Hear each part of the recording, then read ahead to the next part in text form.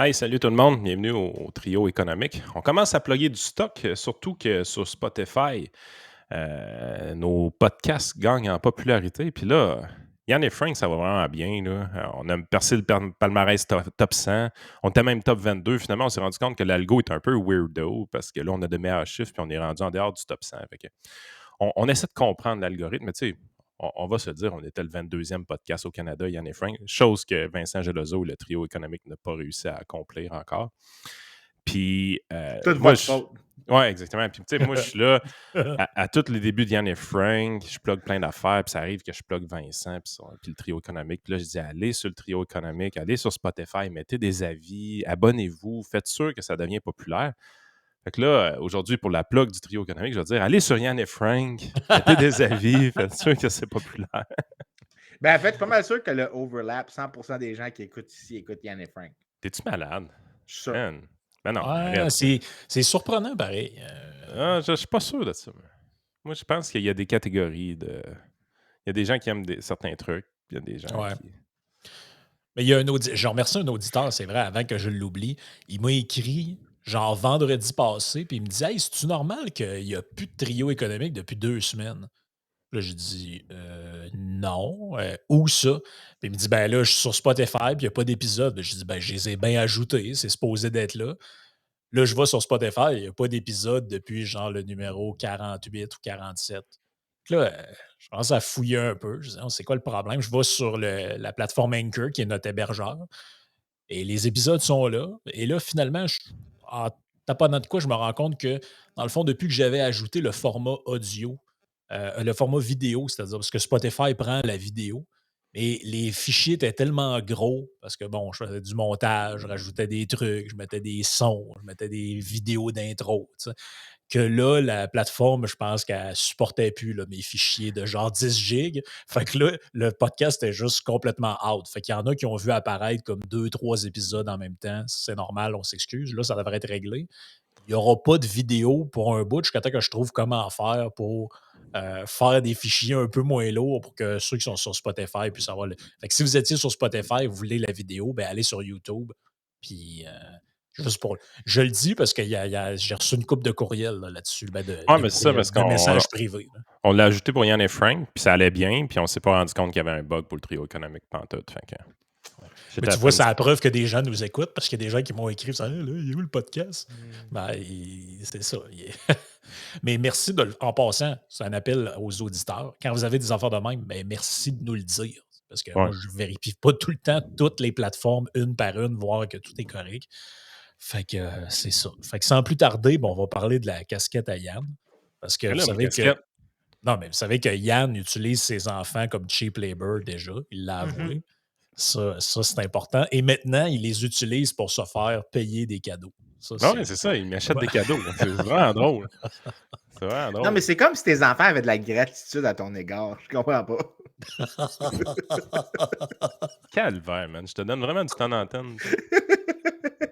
Ben écoute, c'est ça ou c'est Radio Can? C'est très drôle. Ouais. Euh, Hey, Frank, t'as eu une augmentation de salaire ou t'as une belle maison? Ben ouais, check-moi ça, la belle maison, là, ça n'a pas de bon sens. Non, c'est Pourquoi parce t'avais que pas là, fait ton lit le matin? hey, là parle-moi-en pas. Mon lit, en fait, c'est que, bon, dans la maison, dans notre maison qu'on a pris possession, c'est un bungalow, il y a 3 chambres côte à côte. J'ai laissé la chambre la plus lumineuse près de la porte patio pour ma blonde qui a mis son bureau là. Et j'ai pris la chambre d'amis. Et là, dans la chambre d'amis, c'est un peu, pas le bordel, mais Pour tes podcasts. c'est ça. Il y a comme des tablettes qui restent installées, ils sont sur le lit. Tu sais, après ça, il manquait une porte dans la maison, dans toutes les pièces, et c'est elle du garde-robe qui est ici. Donc là, on voyait des trucs dans le garde-robe, sur le lit. Fait que là, je me suis dit, ben, momentanément, je vais utiliser un fond parce que là, il y avait des commentaires. Ouais, non, ton lit n'est pas fait. Hein, c'est quoi qu'on voit à ta droite? Fait que là, bref. C'est ça. Parce que les gens d'abord, leur attention est souvent portée sur des détails Non, mais la très personne, la importants. personne Donc, qui t'a dit ça, là, juste pour savoir, c'est Olivier Niquet, parce que ça a l'air d'être son type de commentaire en habitude de Non, profondeur intellectuelle. Là. Je ouais, trouve que mais ça là, ressemble à ça. moi, je ne parle plus de cet individu-là parce que la dernière fois que je l'ai fait, il s'en est pas remis encore. Fait que, Oh, petite bête. écoute, je voudrais pas être responsable d'un mental breakdown plus complet que celui qui est là actuellement. Donc, T'es un être empathique, j'adore. oh oui, quand même, on ne peut pas dire que je suis complètement une mauvaise Mais personne, toi, même si je suis des, financé par les pétrolières. ouais, puis des faux comptes de pirates, t'en gères combien? Moi, j'en gère 25. Toi, t'en as combien? Des faux comptes. Ouais, ben c'est ça qu'il parlait dans son texte de l'actualité, Olivier Niquette, qu'il y avait une secte un Ouais. peu de pirates qui était quand même assez intense sur les réseaux sociaux. Puis on ne sait pas jusqu'à quel point il n'y a pas quelques individus seulement derrière ces faux comptes-là. Ben, écoute, à un moment donné, j'avais un compte On est parodique démasqué, man. pour, J'en gère 25. à un moment donné, j'avais un deuxième compte Twitter parodique c'était pour faire des jokes avec une gang de personnages. Et savez-vous quoi? J'ai arrêté très rapidement parce que j'avais pas le temps d'animer deux comptes. Un, C'était c'est lequel assez. ton compte parodique? Ah, il a changé de nom souvent. À un moment donné, il s'est appelé Anne Gainette. Après ça, OK. c'était tous des personnages comme de la vie publique, mais avec un nom modifié, là. OK, Non, mais, j'ai pas vu Anne Guénette, non, mais mais, Ouais, mais, j'avais mais, aussi mais Rémi Dormand. on devrait identifier pour ces gens-là, c'est quoi nos comptes, nos faux comptes Twitter. Fait que ouais. pendant que vous parlez, je suis en train de faire la liste de mes faux comptes. Il y a Paul Krugman NYT, qui est mon premier faux compte. Il y a celui-là. Il y a @POTUS. Donc, @POTUS, P-O-U-T-S. Il y a aussi C'est drôle. C'est toi qui New anime York. le compte de Biden. Tabarouette. Ouais, écoute, je fais bien des affaires. Mais pourquoi tu penses que je suis si productif que ça? J'ai tout un staff de stagiaires qui font ça pour moi. Fait que j'ai aussi Quand t'as un gros chèque russe qui aide aussi, ça va ouais, bien. c'est ça. Puis j'ai Elon Musk aussi. Oui. C'est vraiment tous les faux comptes que je gère. Ah ouais. Mais ils font jamais de complot, hein, ces gens-là. C'est Non, jamais, non, non. jamais des complots. Les complots, c'est des trucs des gens que tu n'aimes pas. Faut que tu comprennes bien. Yann, c'est si tu es une bonne personne, puis tu dis des complots, c'est pas des complots, c'est des propositions. Si tu es du mauvais camp, là, c'est des complots. Puis OK. ça marche aussi à droite. Hein? À droite, c'est pas des complots, c'est des gens à gauche qui font des complots. Il y a Oh, ben, Vincent, sa la capacité. générosité exemplaire. Ben écoute, je suis généreux, vous êtes tous des imbéciles. Non, mais là où moi je trouve que. Non, mais la différence, c'est que moi, je sens pas le besoin de le préciser parce que c'est évident que dans une certaine France, il y en a qui font des complots. Tu les suis, puis tu te dis, bon, OK, là, il y a un procès qui s'en vient. Ils vont mettre tous les responsables du monde, ils vont faire un genre de Nuremberg là, 2.0. Là, tu te dis, OK, parfait, là, j'ai compris. Vous autres, vous êtes.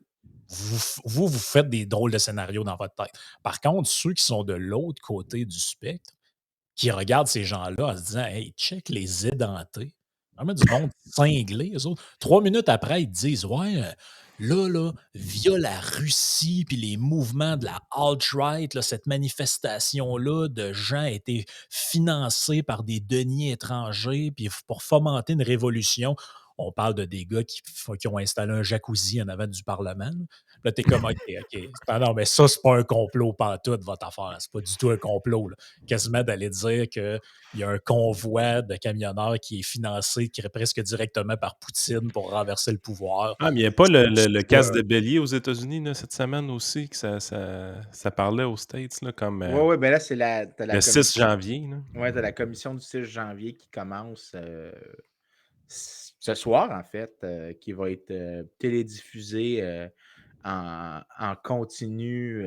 hey, ça finit plus de finir, cette affaire-là. Ça va finir comme ça va Incroyable. finir comme le rapport Mueller, là. Ça va finir qu'il n'y a pas de preuve que, puis il n'y a pas de preuve que non plus que. Donc, c'est ça. Ben, écoute, ces affaires-là, c'est rendu. Les commissions d'enquête, là, Des jokes, là. Non, mais c'est plus.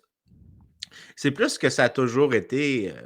C'est souvent des outils pour tabasser l'autre partie. Et Maurice Duplessis fait se sert de la commission sur les travaux publics pour fesser sur Tachereau.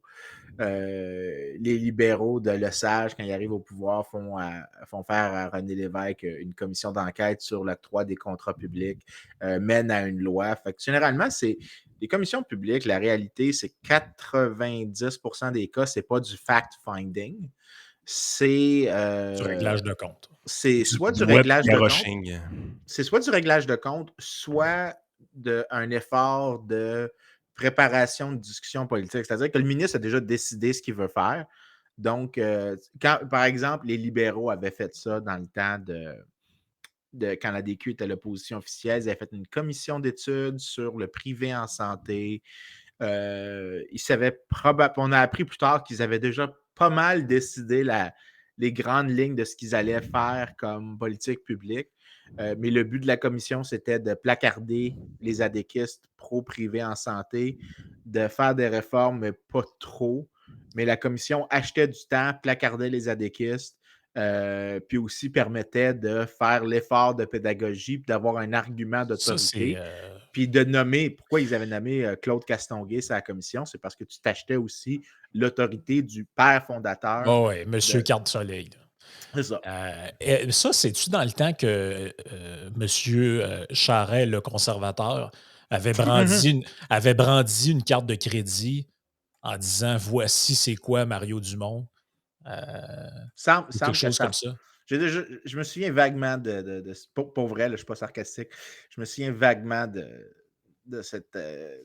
Premièrement, moi, j'étais jeune quand ça s'est passé, c'était en 2003, donc sans dire quel âge j'avais, je n'étais pas majeur.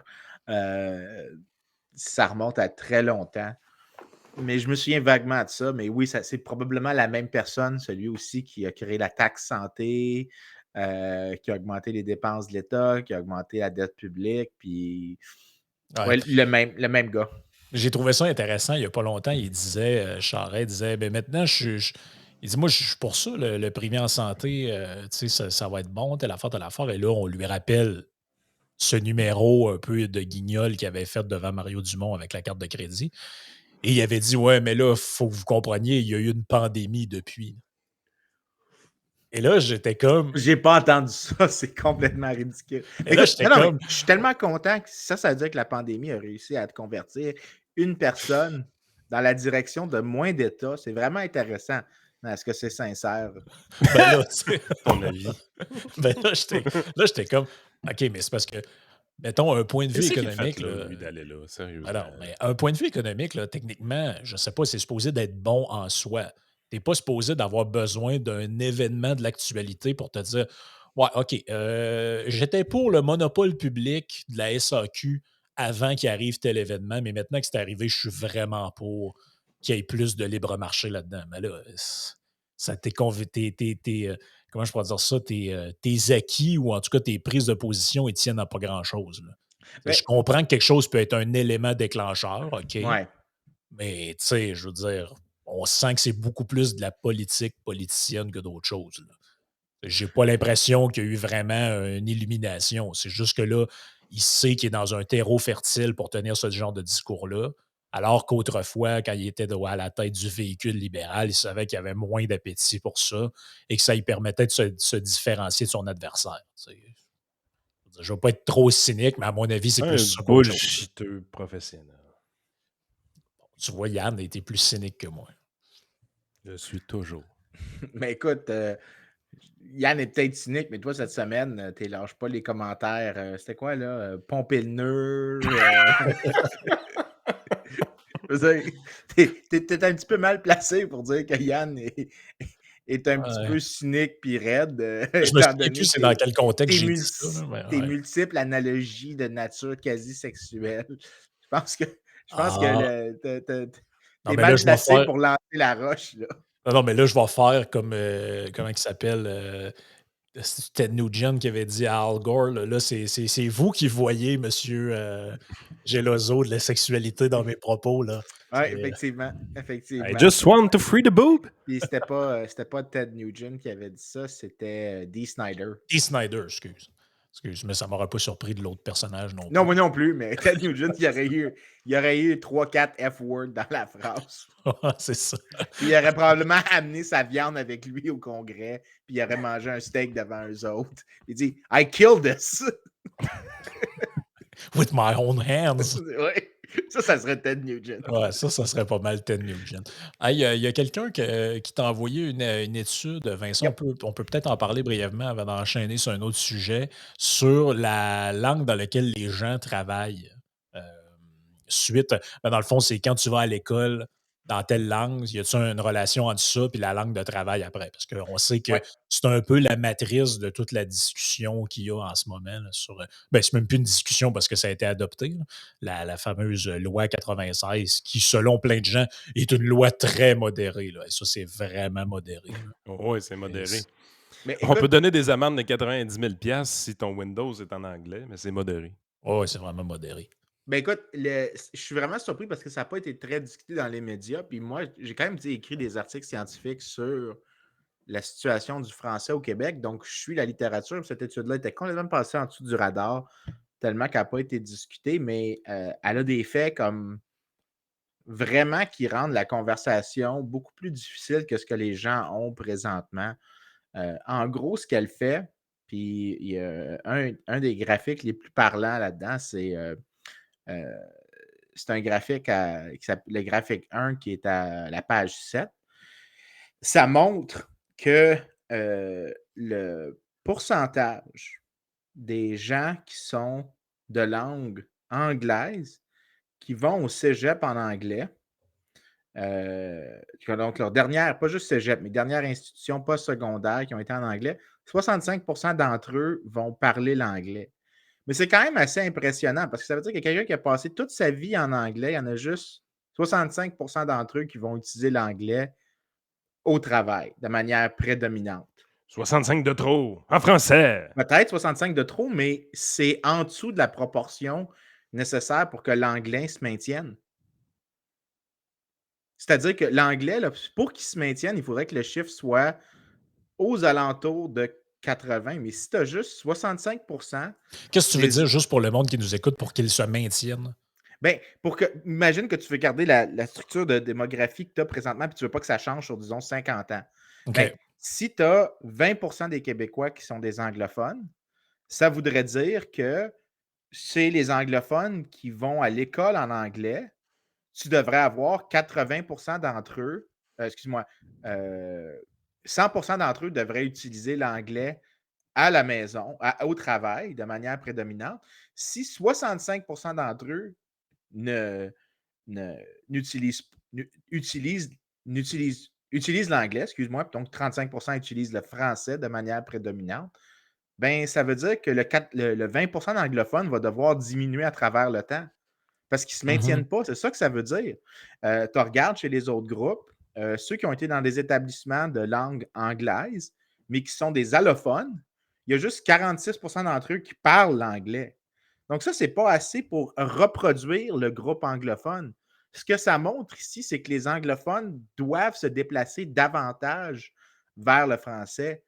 Donc, dans l'étude, il y a quelque chose qui vient de casser un peu dans les résultats. Ça montre que tu ne peux pas maintenir le groupe anglophone. C'est un indicateur de la vitalité du français que tu peux voir. Mhm. C'est quand même assez impressionnant. Puis au final, tu arrives que à peu près le trois quarts des diplômés de langue maternelle française, donc ceux que le français, c'est la langue de leur mère, euh, trois quarts de ceux qui sont des diplômés de langue maternelle française qui utilisent l'anglais au travail ont obtenu aussi leur diplôme d'un établissement français. Ça veut dire que tu prends là, tous les gens qui ont diplômé en français, mais qui utilisent l'anglais au travail. Le trois quarts d'entre eux ont eu un diplôme en français. Hey, mais là, Ce attends un qui- peu, là. Je vais faire mon niaiseux là, dans cette histoire-là. Langue maternelle, ça veut dire la langue de ta mère. euh, c'est un peu, oui, mais le nom technique que ça a, c'est L1. Donc, c'est la première langue que tu as appris. Ça Historiquement, n'a la pas rapport raison. à la mère ou au père. Là. Écoute, je me souviens pas. J'ai déjà eu la conversation. Généralement, c'est comme de ce que j'ai compris, Hey, c'est comme j'avais si, ma cape woke sur le dos. Là. J'étais là. Ouais, mais les papas là-dedans, là. en gros, c'est généralement l'idée, c'est que ça reflète l'idée que c'est 80. La vaste majorité du temps, c'est la mère qui va transmettre le langage principal, le premier langage, pas le père. Donc, si tu as par exemple une mère francophone puis un père anglophone, il y a une petite chance que l'enfant soit francophone que si tu as un père en francophone puis une mère anglophone. Ah oui, c'est Il y a aussi fort que ça, la corrélation, tu penses? Ben, c'est normal, petit. là. Je veux dire, Une corrélation, il y a une relation, ça ne veut pas dire que la relation est forte, ouais. mais il y a l'air d'avoir une relation. C'est pour ça qu'on utilise encore langue maternelle, mais c'est tellement faible que l'autre nom que ça a, c'est L1, for Language 1. Donc, la première langue que tu as maîtrisée à la maison.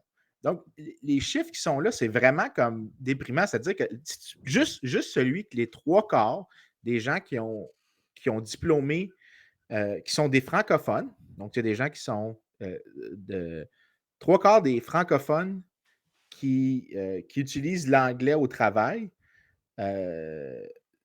ils vont avoir obtenu leur diplôme d'un établissement français.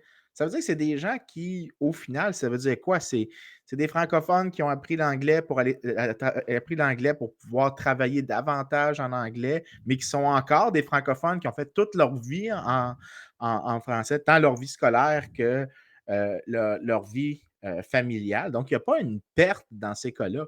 Les Ce qui veut chiffres dire que si ces gens-là étaient allés, mettons, au cégep en anglais plutôt qu'en français, ça n'aurait rien changé. probablement pas. Puis en fait, il y a une autre affaire dans l'étude, puis ça, c'est super triste là, que ça ne soit pas discuté, mais si tu vas à la page 11, là, pour les auditeurs qui vont voir la vidéo, il y a un tableau qui vient de ce qu'on appelle une régression logistique. En anglais, c'est un logit. Puis ça, en gros, ce que ça calcule, c'est la probabilité que tu sois X ou Y. Donc, c'est est-ce que tu parles prédominément l'anglais au travail? Et qu'est-ce qui détermine le fait que tu dises que tu utilises l'anglais de manière prédominante au travail? Puis ce que tu vois, c'est que, mettons, là, tu prends un des chiffres, dans la première colonne, il est écrit 4,14. Si tu vas dans le tableau, dans le page 11 du PDF, excuse. Attends un peu, C'est j'étais supposé où? être. C'est lui ici, là. OK. Quand ça dit, mettons, 4,14 dans le truc, ça veut dire que si tu as été dans un établissement de langue anglaise au Québec, mais que tu es de langue maternelle française, tu es 4,14 fois plus susceptible d'utiliser l'anglais au travail. Donc là, tu trouves que, OK, d'accord, si tu as été à l'école en anglais, il y a des grandes chances que tu utilises l'anglais au travail. Mais ce qui n'est pas là dans cette étude-là, puis c'est ça la chose qui me fait le plus fâcher à l'égard de ce truc-là, c'est que ça ne dit pas plus de détails sur la personne en soi. Ça ne dit pas c'était quoi le langage des parents. Est-ce que tu as grandi Ouais, avec ouais. 2 langages à la maison? Est-ce que tu as grandi avec un voyons, dans un milieu où est-ce que la majorité de la population était francophone ou anglophone? Je suis sûr que si tu enlevais, tu ajoutais ces contrôles-là, le 4,14 tomberait en termes de proportion, tomberait beaucoup plus bas, de telle sorte que c'est ceux qui sont déjà exposés un peu à l'anglais, qui ont donc le plus bas coût d'apprendre l'anglais, qui l'apprennent, même s'ils sont eux-mêmes francophones. Donc, cette étude-là, au final, arrive à pointer pas mal quelque chose de, ben, il n'y a pas l'air d'avoir une crise du français. Tu peux trouver que c'est pas assez fort. Tu peux trouver que ça pourrait être des indicateurs plus puissants, mais il n'y a rien là-dedans qui semble suggérer que la langue d'éducation au niveau supérieur, parce que c'est tout post-secondaire, que ça va affecter la vitalité du français. En fait, tous les chiffres suggèrent que le français est dans une position relativement plus favorable que l'anglais. Mais je vais faire l'avocat du diable 2 secondes, parce que Yann, c'est peut-être là que tu t'en allais aussi.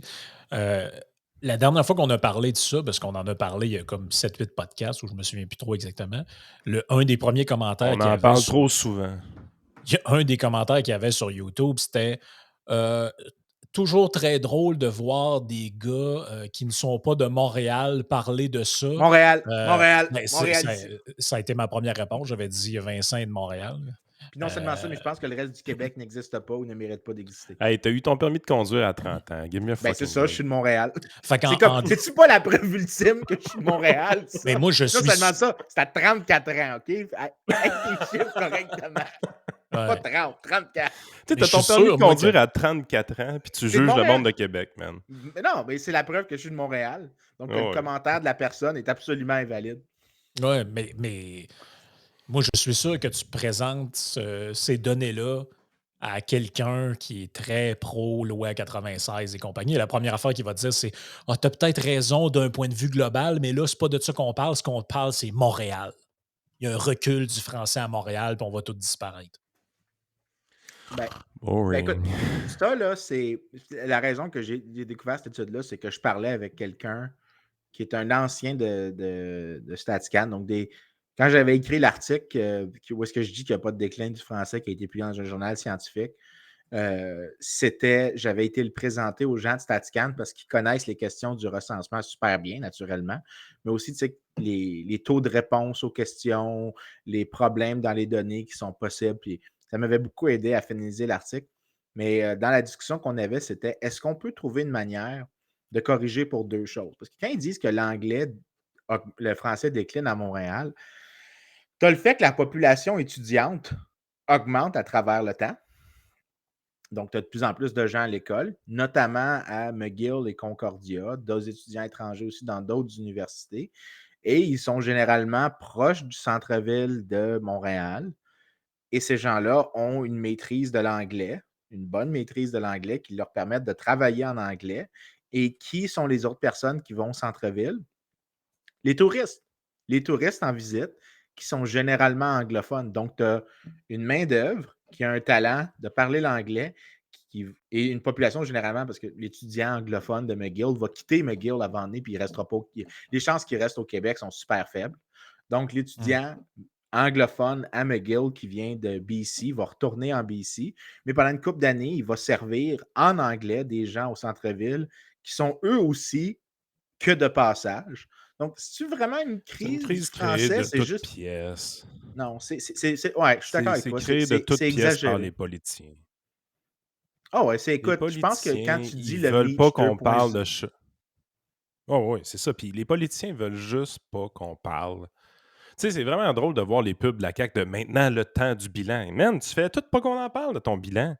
Il y a des affaires à dire sur ton bilan de politique, mon ami. Tu me parles de langue, d'immigration, puis de nationalisme. C'est que moi, paix. Je veux parler de ton bilan, moi. C'est toi qui veux pas en En plus, parler? on va se le dire, c'est le genre de thématique en plus qui va. Tu sais, ça s'adresse pas à l'intelligence des gens, je pense pas. Là. Eh boy, non. On, Oh que tu sais, non. clairement, puis je pense qu'ils en sont conscients, s'ils en sont pas conscients, ils sont un petit peu stupides. À chaque fois que tu parles, je parle pas dans un podcast où on parle de ces sujets-là avec des études, je parle d'un politicien. À chaque fois qu'un politicien parle d'immigration, de langue, d'intégration, de symboles religieux, c'est Il n'y a aucune souvent démarche intellectuelle.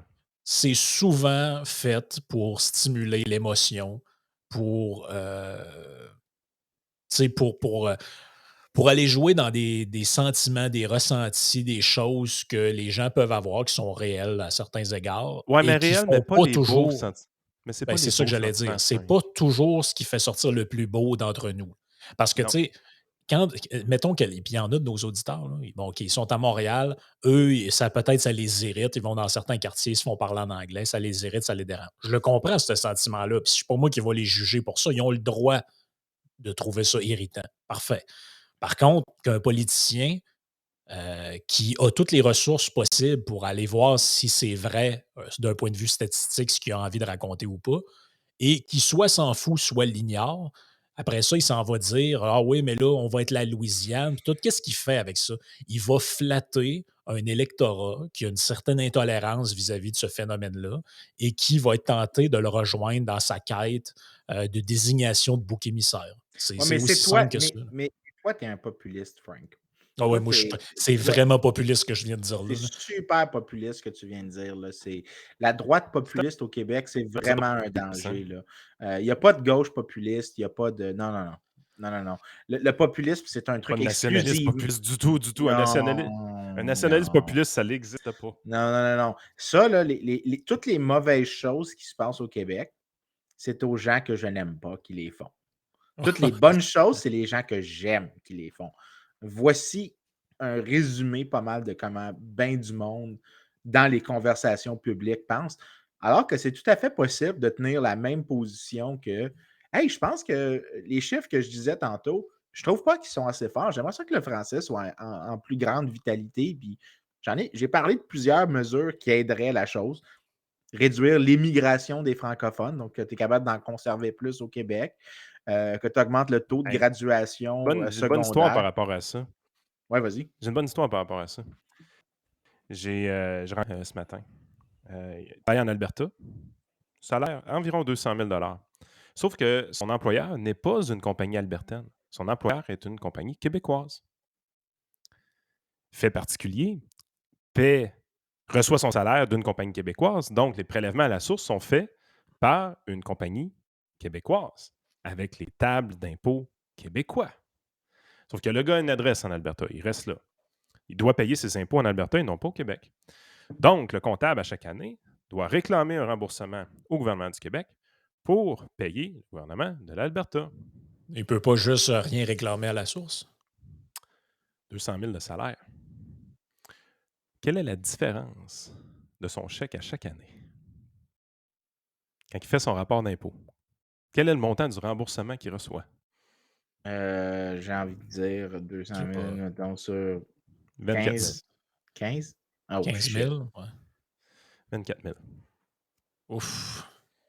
C'est pas un petit montant, ça? Bon, c'est-tu exactement le bon chiffre? Je ne sais pas, il faudrait que je check son Ça rapport paye d'impôt. Là, c'est ce qu'il me plusieurs dit un matin. années d'abonnement à notre Patreon. Hein, je veux juste dire ça. Là. Mais tu sais, j'essaie juste, tu sais, puis c'est ça que je l'avais dans ma face. C'est peut-être pas le bon chiffre, ils confondent peut-être des choses. Je sais pas, j'ai pas fait les calculs, puis ça m'apparaît quand même un peu élevé, je dois l'avouer. Comment je fais pour. Sauf que, gardons une chose en tête, c'est sa perception, le 24 000. OK, même s'il s'est trompé dans ses calculs, là, lui, dans sa tête, c'est 24 000. Comment je fais pour le convaincre de revenir au Québec? Expliquez-moi ça, comment je. Tu sais, moi, là, j'ai une mission nationaliste. Là. J'ai ce gars-là qui était rendu en Alberta, possibilité de faire du fly-in, fly-out avec son employeur, mais il a décidé de rester là-bas. Comment je fais pour le convaincre de rester au Québec pour son employeur québécois, même s'il travaille là-bas? Ben, puis Yann, un peu ce qu'on parlait en début de semaine, mais qu'on n'a pas trop eu le temps d'élaborer parce on a glissé sur un autre sujet. Là. Euh, des histoires comme une de nos auditrices nous a écrit. Là.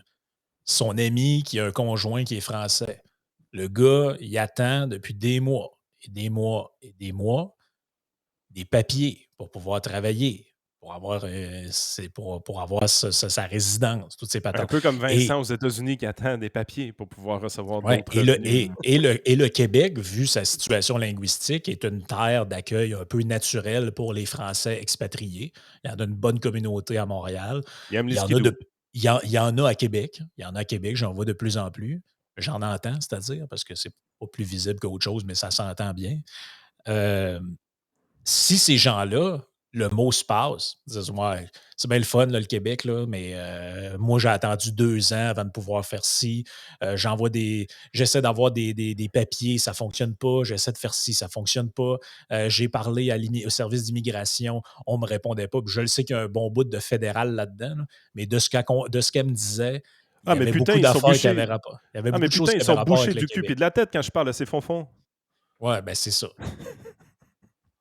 Mais ça aussi, c'est une manière de renforcer la vitalité du français. Si tu as des francophones d'ailleurs dans le monde qui veulent qui veulent venir s'installer ici, qui en ont le désir, mais que c'est tellement compliqué qu'ils finissent par foutre le camp ou simplement ne plus venir. Écoute, euh, juste donner une idée, là, parce que pour les auditeurs, à un moment donné, il faudrait se poser la question de c'est quoi la proportion de francophones qui quittent le Québec. Là. J'ai été sur StatCan, il y a migrants du Québec vers le reste du Canada. Selon la première langue officielle parlée, donc c'est pas la langue maternelle ici, c'est quoi la première langue qui domine à la maison. OK? Donc, c'est quoi ta première langue? Tu peux pas genre être Un allemand. proxy correct. Là. Ouais. Le nombre de francophones, l'année la plus récente, parce que c'est une étude archivée qui a l'air de dater de 2008.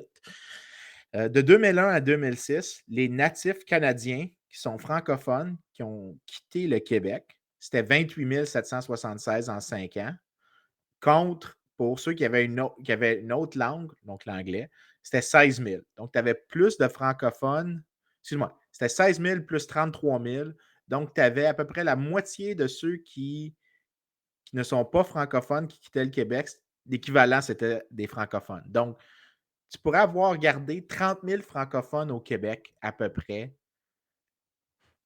chaque année, là, sur chaque période de 5 ans, tu perds 30 000 francophones, mettons, parce que le chiffre a l'air d'être stable depuis 1986. Par période de 5 ans, tu perds environ 30 000 francophones. Hum, Je m'excuse, mais 30 000 C'est francophones, triste. au nombre d'enfants qu'ils peuvent avoir, c'est une réduction de la proportion de francophones qu'il y a dans la population. Si tu veux vraiment avoir une vitalité linguistique, hein? ouais. T'es colonisé, Vincent. T'es censé voir des francophones partir. T'es pas censé trouver ça triste. Moi, je trouve ça triste. Les chiffres que tu me donnes, je trouve ça triste. Mais en tant que colonisé, on devrait être content de voir l'anglais dominer le Québec comme ça. Oui, oui, absolument. Oui, c'est Tu sais, vrai. Excuse-moi, j'ai rien compris de ton sarcasme. Oui, parce que ça aussi, c'est Ça une m'a pris autre deux, des. ça m'a pris 2 secondes, excuse-moi, sur Ouais, celle-là. parce que J'étais ça à peu près- aussi, c'est J'allais à une la attaque même, qu'on va j'a- entendre, là. j'allais à la même vitesse de procession intellectuelle que les gens de Sortons les poubelles. C'était pas très vite, là. c'était Ça m'a slow. pris un peu de temps. C'était C'était très très slow slow, là. aujourd'hui. C'était Ouais. très slow, en fait. C'était presque Maxime Bernier slow. Tu sais, même Non, mais catégorie, je pense que Sortons c'est les pas un bon poubelles. exemple parce que même s'ils sont slow, on dirait qu'ils réalisent pas tout le temps que des fois qu'on fait du sarcasme pour vrai, là. Non, non, mais il faut faire attention. Écoute, des fois, là, tu peux être tellement Toi, t'as fini cave. par t'en rendre compte à ton crédit. C'est quand même bien. Merci. Non, mais en plus, je l'ai admis, là. Eux autres, je suis sûr que ça arrive des fois qu'ils réalisent qu'ils sont cons puis ils se disent Let's double down. Ouais, c'est ça. Ah, il y a un de nos auditeurs, là, Pandéreg, là, qui vient souvent dans les lives et tout ça. Là. Il a dit sur Patreon, puis là, j'essaie de retrouver son commentaire, là, je ne le retrouve pas, mais de mémoire, il disait moi, dans le fond, parce que lui, c'est un anglophone, ses parents, c'était des anglophones, puis il était élevé en anglais, mais ses parents, au début, je ne le croyais pas trop parce qu'il Son écrit français vraiment. est très bon. Son français est non seulement très bon, mais aussi très québécois, j'oserais dire. Là. Tu sais, il comprend toutes les expressions québécoise. Il en utilise lui-même. Et la raison, c'est entre autres, c'est que ses parents l'ont envoyé parce qu'il voulait faire un effort d'intégration à l'époque. Ils l'ont envoyé à l'école francophone. Puis il me disait, ça, je ne savais pas, que vu que ça s'est arrivé, Il a perdu lui, son droit. il a perdu le droit d'envoyer ses propres enfants à l'école anglophone. Capoté, ça, man. Ben, C'est capoté. mon père avait été à l'école en anglais. Donc, quand j'étais jeune, Toi, t'avais le droit. j'avais le certificat bleu. Euh, Attends un peu. Certificat bleu. Parle-moi de ça. C'est quoi ça, ce certificat bleu, là? Ben, je l'ai jamais vu. Mon père l'appelait comme ça, donc je n'ai jamais vu qu'est-ce que ça avait de l'air physiquement, mais en gros, c'est le droit que tu as par tes parents de pouvoir aller à l'école en anglais. Moi, j'ai été à l'école en français. Puis là, je vais utiliser une de tes techniques que tu nous as faites au tout début des premiers podcasts. Le certificat bleu, ce n'est pas le droit d'aller à l'école en français. Ne pas avoir le certificat bleu, c'est de se faire enlever le droit d'aller à l'école en anglais. C'est ça. Parce que, dans le fond, c'est pas un permis, dans le sens, c'est vraiment, on interdit aux francophones d'étudier en anglais, puis on Exactement. va l'autoriser à certaines personnes. Je pense que c'est Forces armées, puis évidemment parents Oui, il y a des exceptions, il y a des cas à Ouais. exception là, que je Ouais, quand tu es me. militaire, mais vous trouvez pas ça spécial, vous, que spéciales, mais hein? que des gens. Non, non, mais qu'on enlève ce droit-là aux gens, c'est une chose. Que des gens réclament qu'on leur retire ce droit-là. Moi, ça, c'est quelque chose pour moi qui est incompréhensible. Tu sais, je comprends là, le français, je comprends la spécificité, je comprends Wolf et Ah, mais je ne comprends Montcalm, je pas, moi. comprends tout. Non, non, mais ce que je veux dire, c'est que je comprends le contexte historique. là. C'est correct. On n'a pas Ouais, mais c'est besoin, parce à qu'on toutes les on fois, il faut on toujours brime la remonter liberté jusqu'à des Mathusalem. francophones. On brime la liberté des francophones, puis on laisse la pleine liberté aux anglophones. Faut être cave. Oui, mais en fait, c'est pas la pleine liberté aux anglophones. Hein. Si tu es un anglophone, puis il y en a beaucoup d'anglophones qui n'ont pas envoyé leurs enfants à l'école, c'est pas une proportion gigantesque, mais tu en as beaucoup d'anglophones qui n'ont pas envoyé leurs enfants à l'école en anglais, donc leurs enfants l'ont perdu. Ben, comme les Moi, je parents suis de un. Padraig. Donc, moi, je suis un. Ben, c'est ça. Mais moi aussi, là, mon père, techniquement, quand il remplit son recensement, la première langue que lui a parlé, c'était l'italien, ensuite l'anglais, ensuite le français.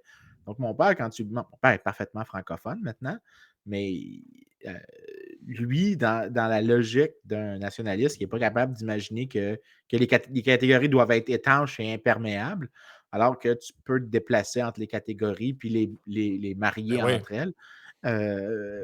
Mon père rentrerait dans la catégorie d'un allophone qui s'est anglicisé, même s'il fait sa vie de travail presque exclusivement en français.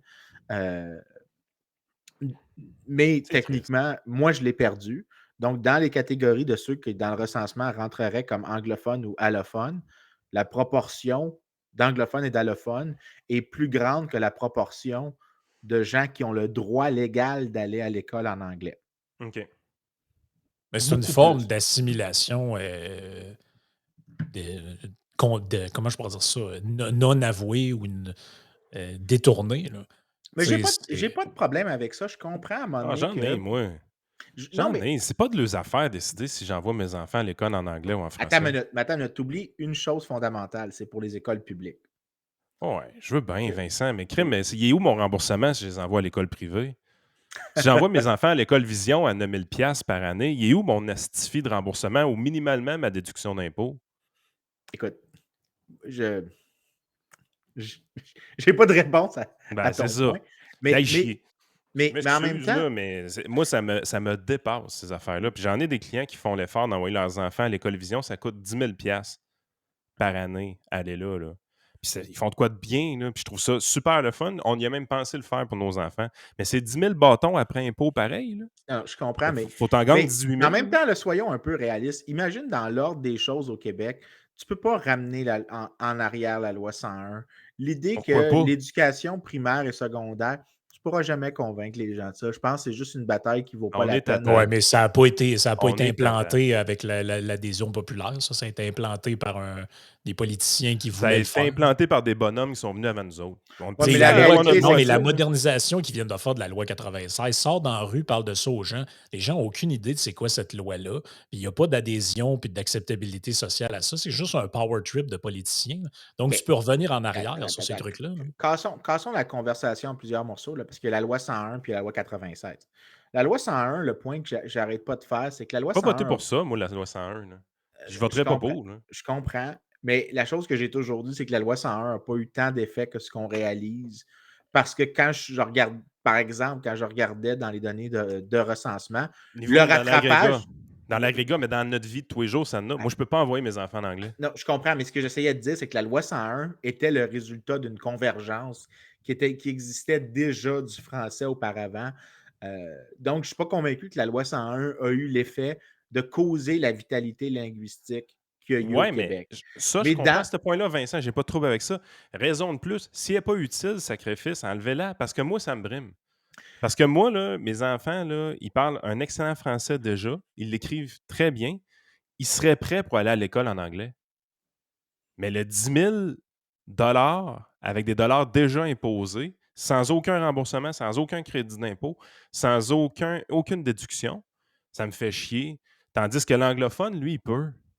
C'est le francophone qui se fait brimer ses droits. C'est pas l'anglophone. Attends une minute. L'anglophone, il- Il peut envoyer ses enfants à l'école anglaise, lui.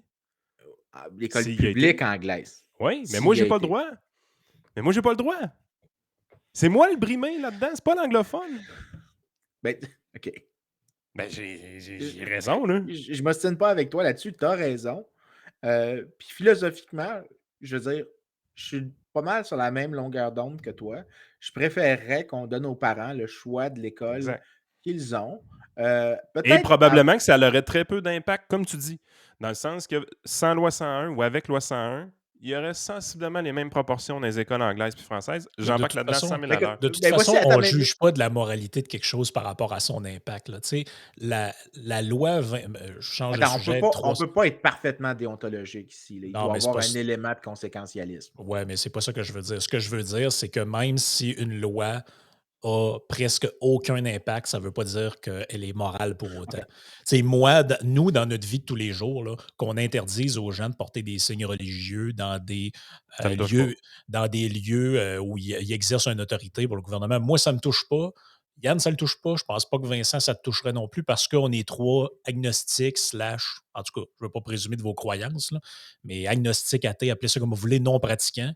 Puis je pense que la majorité des gens qui nous écoutent, c'est ça aussi. Mais moi, je trouve ça immoral pareil, même si ça n'a pas de conséquences.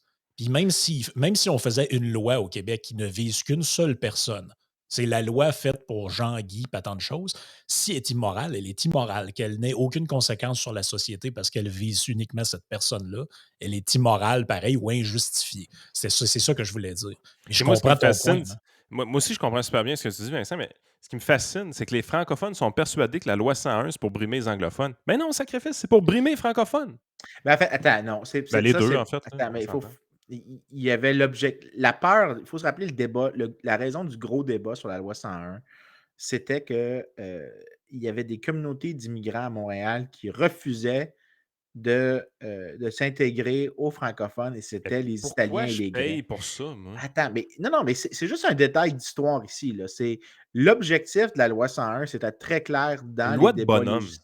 dans les débats législatifs, c'était que les Grecs et les Italiens de Montréal devaient s'intégrer et la seule manière qu'on voyait de les intégrer, c'était l'école en français.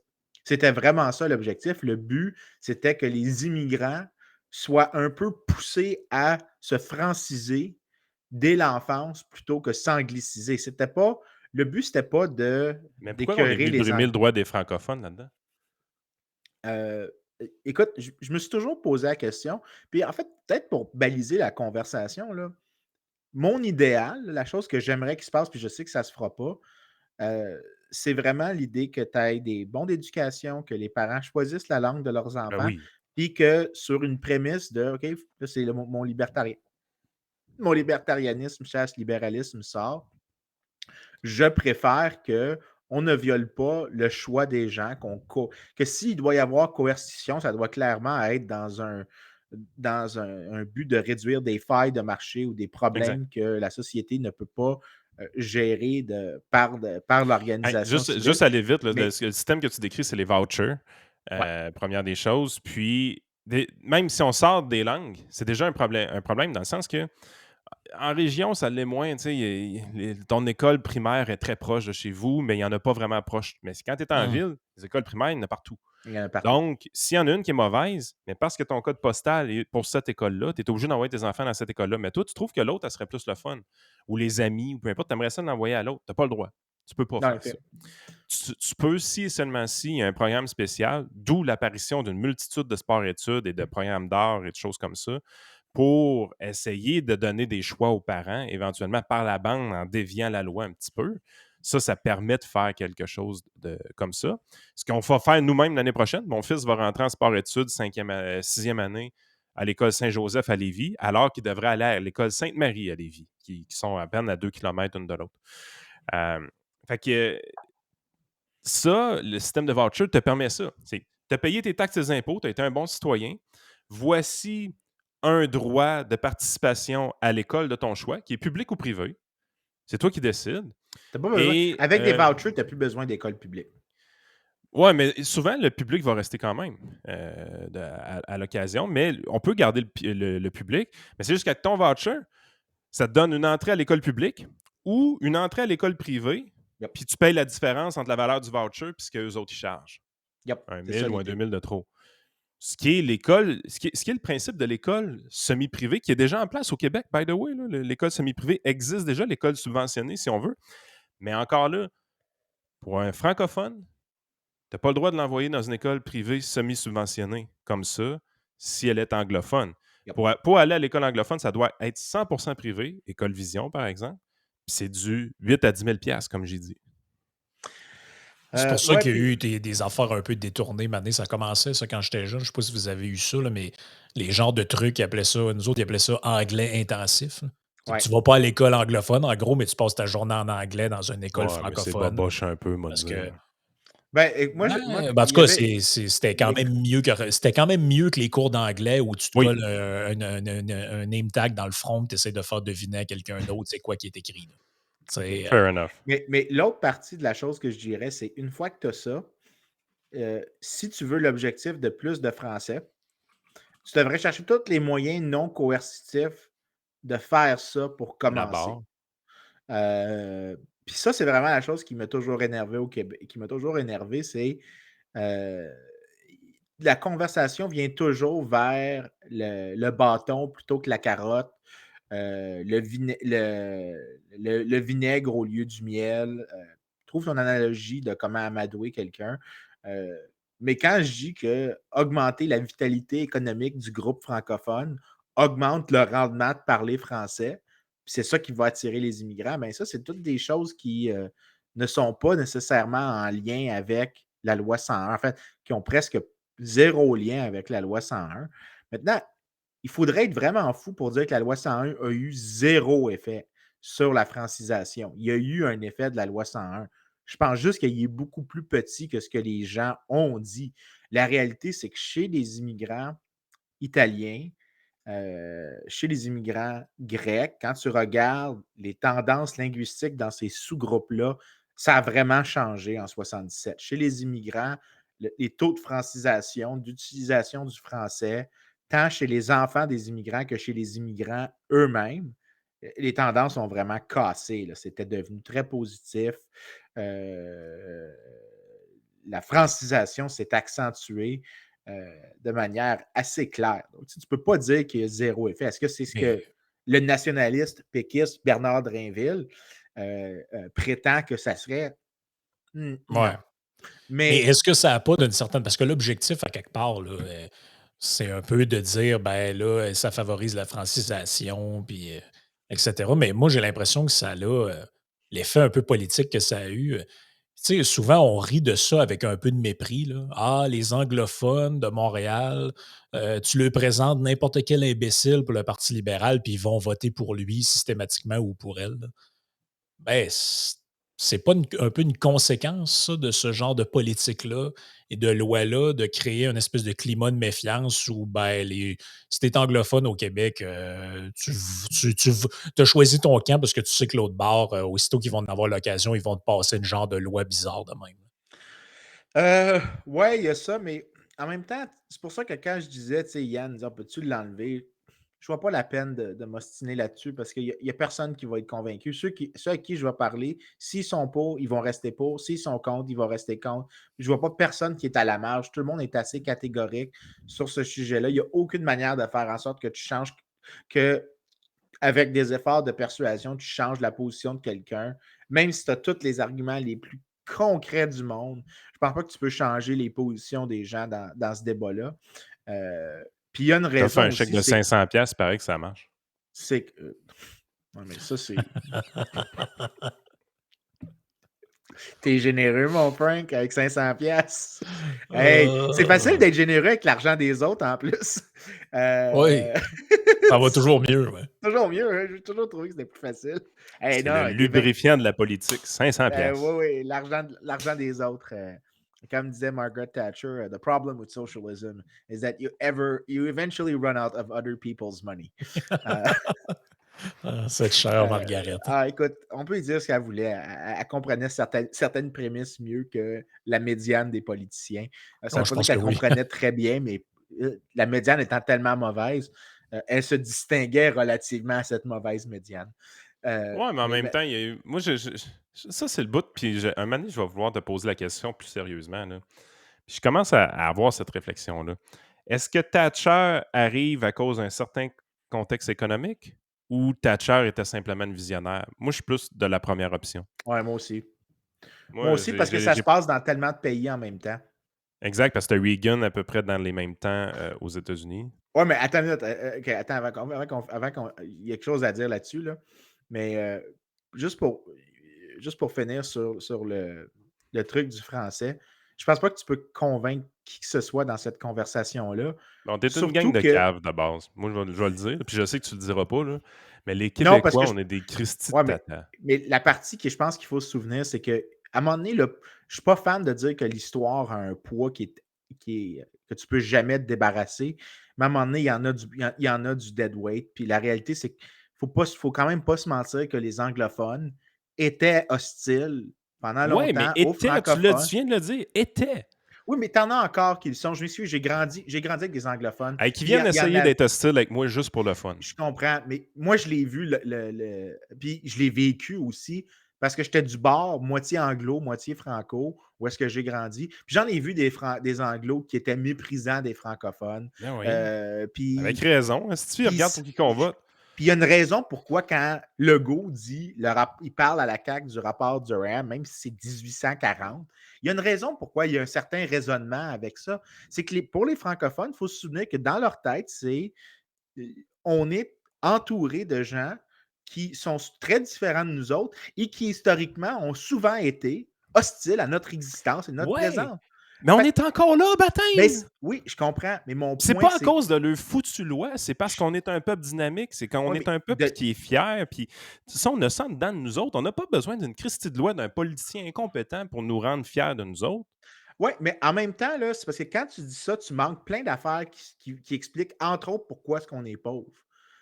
Pourquoi est-ce qu'on est plus pauvre que le reste de l'Amérique du Nord? Le gros bargain qui nous a permis de survivre à la Confédération, c'est que le clergé a fait l'échange Ouais. suivant. Tu vas nous donner le monopole sur l'éducation au Québec, puis en échange, nous autres, on va te délivrer des votants qui vont être protectionnistes pour tes électeurs protectionnistes en Ontario. Ça va te donner ta coalition électorale pour faire un pays. Puis en même temps, ce que ça fait, c'est qu'on protège la minorité francophone. Ouais. Dans cet C'est à partir de échange-là, Lac d'Union, ça, de mémoire? ben, ça part des défauts de l'Acte d'Union puis Ouais. comment le cadre législatif se faisait. Mais le bargain constitutionnel de 1867, c'est un bargain entre le clergé qui ne veut pas que les Anglais décident c'est quoi l'éducation pour qu'on assimile les francophones et en échange pour avoir le contrôle provincial de l'éducation, donne le support aux protectionnistes de l'Ontario. Le résultat, Écoute, c'est que là, le Vincent, Canada, tu me parles de politiciens des années 70, tu me parles du clergé, tu me parles de l'acte d'union. Moi, oui, me mais, dire c'est quoi qui arrive. non, mais laisse-moi juste Non, finir ce point-là. moi, non, C'est attends un ça. peu, moi, je vais finir ma phrase.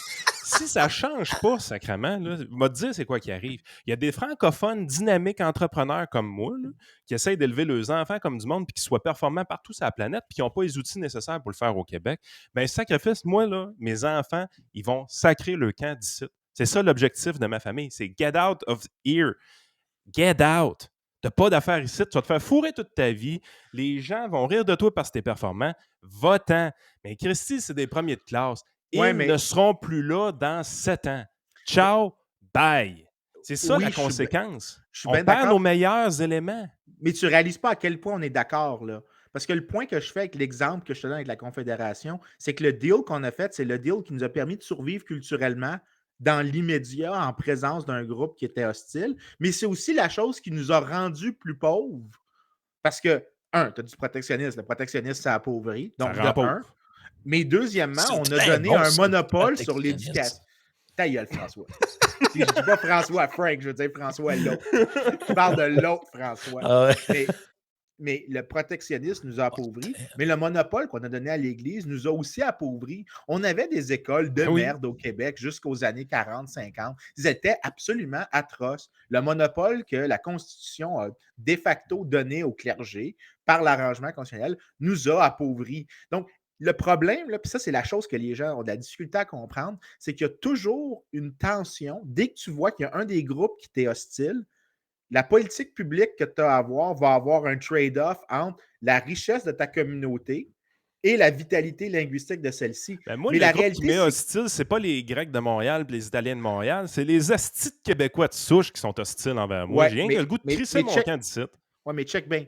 Avec la condition que C'est j'ai nous mis, autres qui est je suis hostile envers les d'accord, gens performants. je comprends, mais avec la condition que j'ai dit, la condition étant que il faut qu'il y ait un groupe qui nous est hostile. Donc, la majorité nous est explicitement hostile et dit ouvertement qu'elle veut nous assimiler, ce qui n'est plus le cas aujourd'hui. Dès que cette Mais non. condition-là n'est plus présente, là, tu n'as plus le trade-off entre survie culturelle et enrichissement économique. C'est pour ça que je dis que peut-être la loi 101, à l'époque, il y avait peut-être dans la perspective de l'hostilité des anglophones qu'elle avait, que c'était l'univers de choix est un univers dans lequel le meilleur choix n'était pas possible. Right? Que tu avais le choix entre deux options merdiques.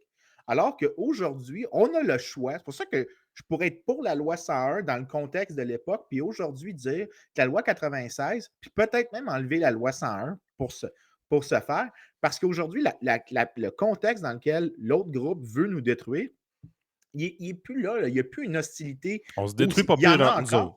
Puis c'est beaucoup plus important aujourd'hui d'encourager la vitalité linguistique des francophones, étant donné, si on veut rendre le français plus attrayant, étant donné que les anglophones ne nous sont plus hostiles. Il n'y a plus une haine des anglophones à l'égard des francophones.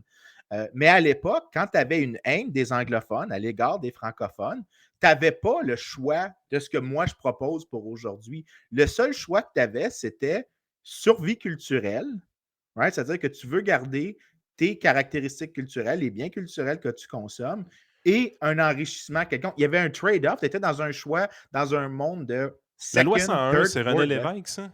Oui, Ben, sacrement, on vient de fêter ses 100 ans à René. Là. c'est vrai, 100 Chris. ans, sacrement. 100 Avec le ans. chef du PQ pas invité, je veux juste le rappeler. Hey, À Es-tu prendre... sérieux? Ah oui, comment tu là. veux? Je veux dire, Excuse-moi, c'est juste magique. Non, Je m'excuse, ça Yann. dit où est-ce que le PQ est rendu. Non, mais ils ont Tu sais, corrigé, là. Finalement, ils vont mais l'inviter. Mais... Yann veut faire un point. Là, Ouais, on a eu vas-y. un échange pas Mais mal tu sais- testé. Là.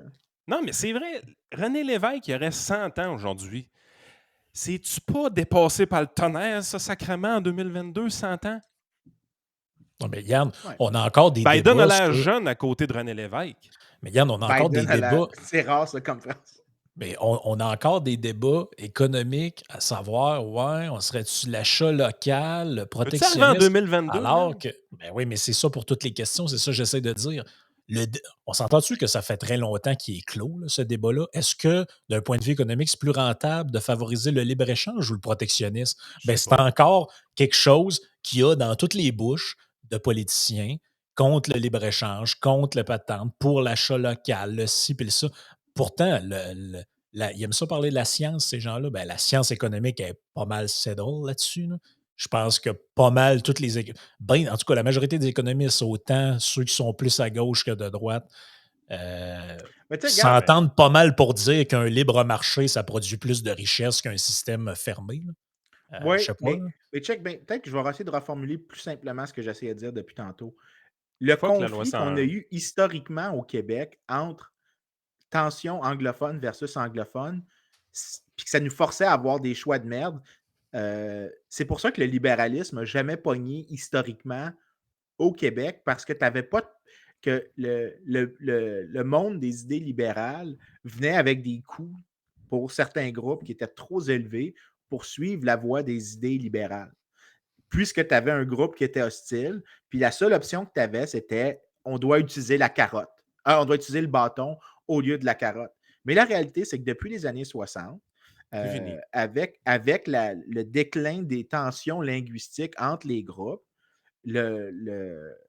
l'option de l'idée libérale est moins coûteuse politiquement. C'est pour ça que je pense qu'il ne faut pas se mentir. D'élection en élection, la droite libérale au Québec n'est pas gigantesque, mais tu sais, quand on disait l'autre jour que c'était peut-être 15% des Québécois étaient de droite libérale, tu penses-tu que c'était 15% en 1960? Ça devait être zéro. Ça devait être zéro. Ah non, c'est zéro. Carrément.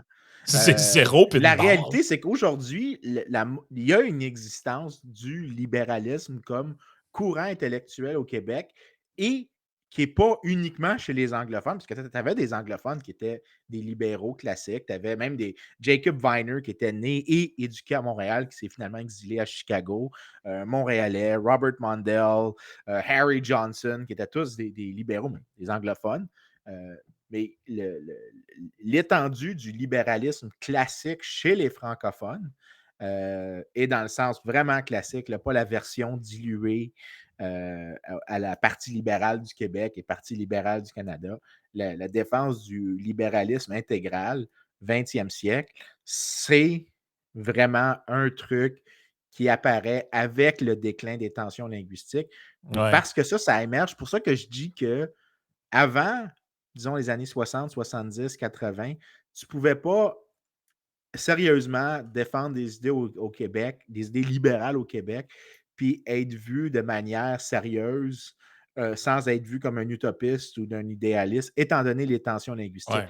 Aujourd'hui, je pense que c'est tout à fait possible de dire c'est fini cette époque-là, c'est révolu, et on peut promouvoir la liberté, plus de choix linguistiques grâce à la vitalité économique, grâce à des méthodes plus libérales, sans coercition. Mais la réalité, c'est qu'il y a encore des gens qui ont encore l'ombre de ce passé-là, qui se disent « Les Anglais sont là pour nous pogner ». Hey, je viens d'inviter quelqu'un au podcast. J'ai envoyé ça à Frank. Là. Faisons apparaître Acide Blais dans le podcast. Il faut vraiment que tu écoutes ça, Vincent. Acide Crash, le podcast. C'est la gang, si vous écoutez le moindrement la radio, dans les nouvelles, vous avez sûrement entendu parler de la loi 96.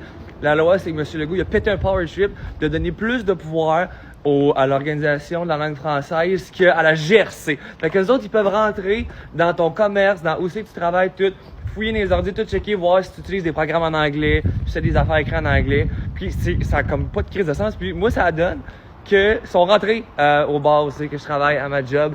Puis c'est à l'improviste, of course, tu sais. Puis là, ils sont comme, ils rentrent. Là, ils sont comme ça, va falloir cette pancarte-là, tu me tags dans le site. On avait marqué Talcan de pass, tu sais. Fait que là, fair enough. Après ça, dans le backstore, moi je travaillais dans le backstore, il y a un tattoo shop, tu sais. Fait qu'il était marqué, on avait fait, ça tombe mal en esti parce que la pancarte était flambant neuve. Mais le tattoo shop non plus, t'as pas l'air d'écrire ça, c'est salon de tatouage. Fait que là, ça aussi, fair enough. Puis ils arrivent sur notre menu, puis ils sont comme, ça par exemple, mes enfants, va falloir que vous m'enleviez le mot shooter. Il est comme, Chris, un shooter, des shooters aussi. Shooter tequila, shooter Tanqueray. Qu'est-ce que tu veux qu'on marque d'autre à part shooter? Puis il est comme, ben voyons aussi, monsieur, c'est une rasade. Une calice de rasade. Fait que là, il a fallu qu'on change. No cap, là. Il a fallu qu'on change tous les menus, les affaires, ici. Puis là, c'est rendu maintenant rasade. Fait que là, quelqu'un qui arrive, elle va prendre des shots de tequila, faire. Désolé, on a pas ça ici. On a seulement des crises de rasade. Ce gars-là, il a compris. Mais C'est là, magique. non, mais tu sais, quand il y a 2 secondes, je te disais que t'en as qui ont encore dans leur tête que les Anglais sont là pour nous pogner. Lui, il vient de montrer là, pourquoi est-ce que même si, mettons, tu mets toutes les prémices qu'on partage ici, tu ne veux pas donner des pouvoirs à des gens qui sont des. C'est pas parce que, mettons, tu vois un problème que l'État est capable de le solutionner. Ce que tu vois ici, là, c'est que tu as un Les zèle. fonctionnaires de l'OQLF, là, ça ne règle pas grand-chose dans une vie, ça. Là. Non, mais à un moment donné, une langue, tu peux pas. Toutes les langues ont des périodes, des genres de juxtaposition avec d'autres langues. En anglais, dans, par exemple, les langages juridiques, il y a énormément de mots qui sont en français. Les gens ne le s'appellent pas, mais un voir-dire, un au banc, en banc, donc la cour est en banc. Les Anglais ont énormément de termes en français, rendez-vous. Il y a énormément de tu ne peux pas avoir une étanchéité complète du langage. Les langues vont coexister. Tu vas en France, les Français parlent souvent, ont des mots qui se sont insérés en anglais. Ils ne sont pas complexés comme nous autres. À un moment donné, la Ouais. question, c'est est-ce que c'est une convention? La convention, c'est qu'on peut dire des shooters. Puis en tout français, si tu m'avais dit des shooters, j'aurais même pas cliqué que c'est un mot anglais. Ben non, comme hot chicken ou hot dog, sacrément. Là. Ben, une poutine, en fait, rappelle l'étymologie du mot poutine, les gens ne le savent pas, mais On dit frites, sauce, fromage maintenant. non, Sauce nugget. poutine, c'est un dérivé, c'est une francisation de l'anglais, juste pas. Put in. Non, pudding. Ah, Pudding. pudding. Pudding. Pour vrai, t'es sérieux? Oui, écoute, j'étais aux archives du séminaire de Québec quand Ah je faisais ouais, ma c'est- collecte de documents. Vladimir Pudding. Et l'archiviste puis moi, dans les documents, on parle, on regarde, et l'archiviste puis moi, on trouve justement une mention dans un document de comme 1800 quelque chose. Mais là, c'est-tu Victo Drummond? Là? Non, mais il parlait que il y avait une mention, c'était une correspondance dans laquelle il y avait des prix qui peux pas étaient te mentionnés, prononcer. que j'avais besoin. Non, mais en fait, sais-tu quoi? Comme un Montréalais, je m'en calisse. Parce que la meilleure poutine est en banquise, OK? Je m'en fous, c'est qui l'a inventé? Il y a quelqu'un qui l'a sauvé, puis elle est en banquise. OK? Ferme ta gueule, le gars de Victo puis le gars de Drummond. Là, Laurent Proulx, il est en train de mettre ses bobettes en Mais moton. ça, puis à- moi, je connais pas bien ce coin-là, mais Drummond, ça parle-tu comme ça là-bas? Ou, Non, j'essaie de niaiser Laurent Proulx parce que je sais qu'il nous écoute. Fait que je vais souvent le picosser. Parce que Laurent Proulx, c'est une des meilleures personnes qui existent au Québec. Et son plus grand défaut présentement, c'est qu'il aime Jean Charest. Comment il fait, hein? Je sais pas. Laurent, Ouais. Laurent est tellement une bonne personne qu'il faut qu'il ait des défauts. Puis il veut se rappeler. Il y en a un gros, là, c'est assez. Il veut nous rappeler qu'il n'est qu'humain. Mais c'est vraiment un des meilleurs gars que je connais. Je l'adore, Laurent.